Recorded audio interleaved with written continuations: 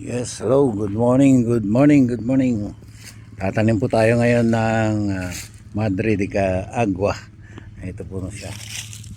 Ayan. Actually, may naitanim na ako ng isang araw. Ito na. Ito yung mga nauna kong tanim. Ayan. Konti lang yung nabuhay, pero may kasunod na. Ayan.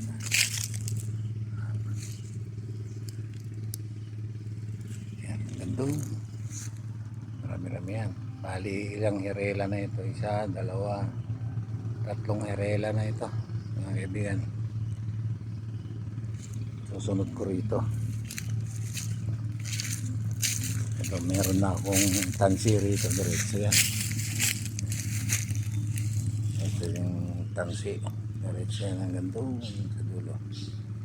Ito pa yung tataniman ko ngayon. Dalawang herela pa siguro yung natitira kong punla, pero meron pa ako sa bahay. Iuwi ko muna yan. Nag grass cutter pa ako kahapon na yan, ilinis ko para madaling magbutas ng taniman. Ganda na yung unang bulas. Ito nung kahapon na tinanim ko, ayan, buhay na po siya. Isang araw, ito naman apat na herela na po pala ito. Ayan, malalaki na. Ganyan ang laki ng dahon nung nilipat ko kasi.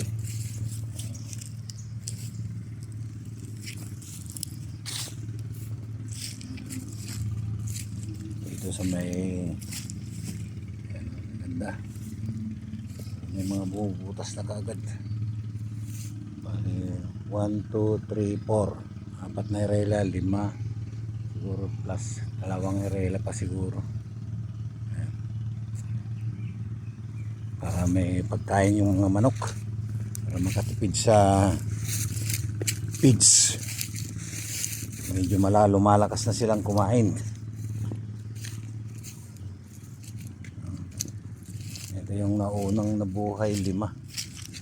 Ang lalaki na. Siguro mga isang buwan pa pwede na magtanggal ng sanga. Sige po, salamat po.